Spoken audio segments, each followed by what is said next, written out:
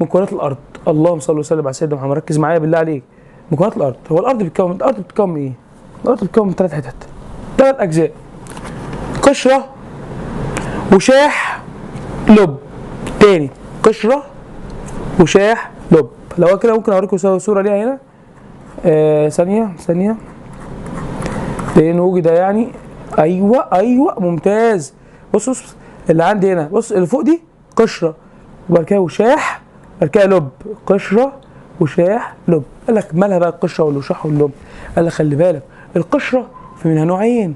يعني ايه نوعين؟ يعني شكلين.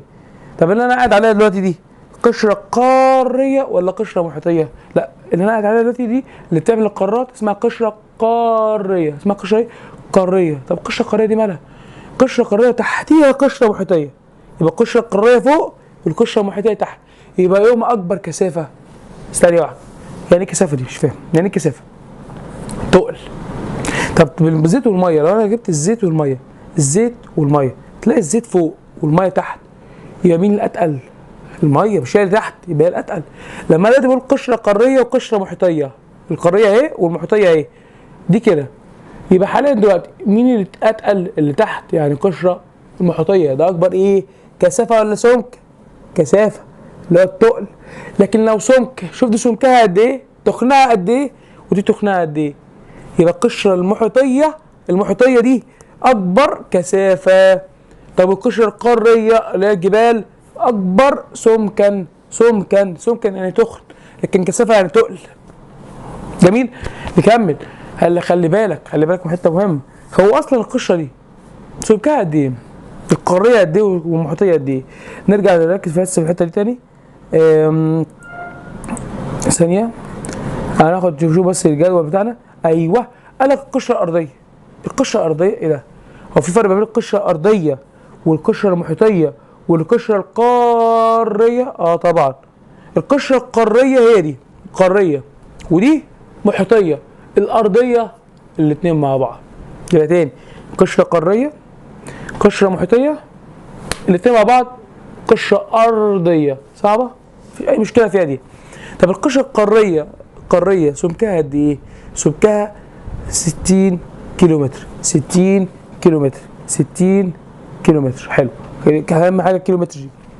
طب والمحيطيه اللي بتعمل المحيطات من 8 ل 12 كيلومتر. من 8 ل 12 كيلومتر. طب ايه تاني؟ خلي بالك انا دلوقتي عايز اكتب كلمه سيال اللي هو SIAL. سيال. جميل. السيال دي تكتب ازاي؟ سيال SIAL اللي هي صخور قشره قاريه. سيال اللي هو سيليكون والومنيوم. سيال اللي هي سيليكون والومنيوم، اللي هي قشره قاريه، اللي هي اقل كثافه، اللي هي اكبر سمكا، بتتكون من صخور جرانيتيه. ايه ده؟ ثانيه واحده. احنا لما ناخد بعد كده الصخور، سواء صخور بازلتيه او جرانيتيه، احنا عارفين ان صخر الجرانيت ده جوفي، يعني تحت الارض. لكن لما اقول قشره قاريه اللي هي فوق، يبقى جرانيتيه معكوسه. خلي بالك، قشره قاريه يبقى جرانيتيه. ارضيه او قاريه يبقى جرانيتيه. محيطيه تبقى بازلتيه. ايه؟ بازلتيه.